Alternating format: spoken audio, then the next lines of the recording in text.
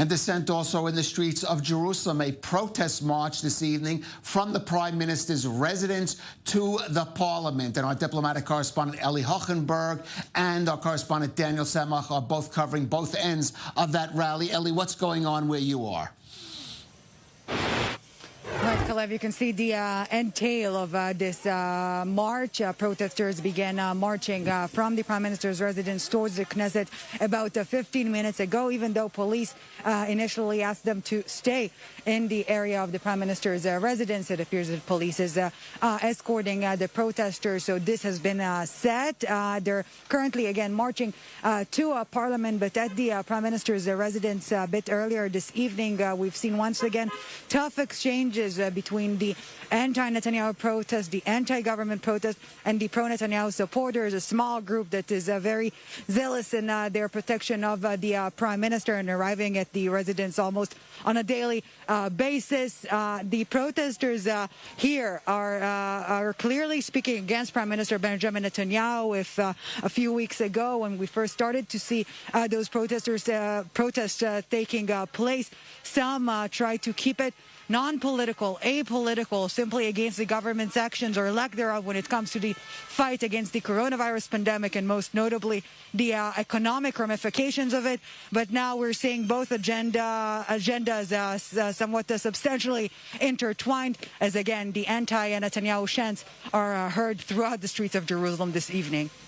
Right, Eli, you heard it in the streets of Jerusalem, and of course, as I mentioned, we also saw some defiance inside Parliament from within the ranks of Prime Minister Netanyahu's only Likud party. Eli Hochenberg, thank you for that. Let's go now to our Daniel Semach. He's at the front of that protest march as it moves towards Parliament. Daniel, what's happening where you are? Well, this was just the front that just passed me right now. They are making their way to the parliamentary building itself. This is a huge group of people right now. They are storming right behind the Israeli police, who are essentially leading the way and escorting the protesters to the parliamentary building. There was no friction between the Israeli police and the protesters that I saw on the front line of this demonstration at all. But right now, they're getting much closer to the parliamentary building, and we're going to see whether or not there'll be more intensity getting closer to the end of the march. What will happen then? How will this crowd continue to demonstrate? Will they be able to contain the anger and the passion, you could say, that we've seen every single protest that has taken place outside of Balfour and those larger ones that we've seen in Tel Aviv? Generally speaking, Calev, when we get to those late night hours, that's when this picks up. But already we're seeing the Israeli police backing off some of their restrictions, allowing this procession to continue. And as I said, it's been happening peacefully until now from what I have seen. But we're talking about a very, very, very large group of people that are going to close off another area of Jerusalem that maybe was not as prepared as the police were to close off Balfour, which was just around 1.5 miles back that way.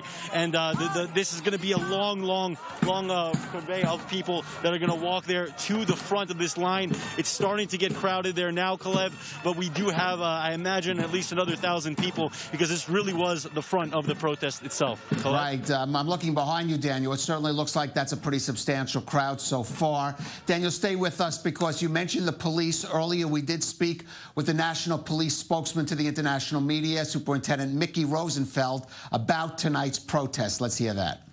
We've seen, unfortunately, a small number of protesters that have taken the law into their own hands. The majority of people are not looking to break the law and be in front of police officers and in any way engage with our officers. Our officers are there in order to make sure that people can carry out the protest according to the law. If there'll be any incidents whatsoever by any extremists, we'll respond accordingly. If necessary, we'll make arrests. But we're giving people the chance to, of course, gather and protest in full coordination with the Israeli police. That is just one part of our police operations and police activities at the moment. The majority of police operations are focusing on helping and working with the public together to make sure that we prevent the spread of COVID. Right, and Daniel, there was some question whether police were going to allow this march to go on. As we heard Mickey Rosenfeld said, they are going to let them march, but of course that doesn't rule out the possibility for confrontation later this evening, something we have seen at those protests at the Prime Minister's residence. Exactly right, Calev. Right now, I'm walking my way to the front of the demonstration where the protesters and the police are at their closest proximity. What I can tell you for certain, Calev, is that the police didn't take any risks when it came to the amount of officers they had on hand for this demonstration. Hundreds, if not more, police officers are here, both in uniform and in plain clothes. They have border police also in the area, and all working together to close off certain streets. I'm going to turn around here, Calev, just to give you another point of view here. The traffic there behind me was spontaneously closed off very quickly by the motorcycle unit of the Israeli police. And if we continue this way, Calev, this is where they're actually making their way towards the Parliament building. I'm going to turn the camera for you to get a better angle. That is the group, really, you could say, the swarm of people that are making their way. And of course, here I'm going to put it down, Calev, just to give us another view here. Here we have the Israeli police on site, and the Israeli border police as well as those motorcycle units that are here to really create these improvised roadblocks so that the protest can continue without, God forbid, causing any accidents between civilians and protesters. Right now, you can see a car being escorted by police out of the area. And now the demonstrators are making their way. Police are standing by, not causing any friction with the demonstrators themselves. And for now, again, Calev, and it's important to address, is that it is a relatively quiet protest so far. As far as the violence is concerned, we haven't seen any extreme incidents as of yet.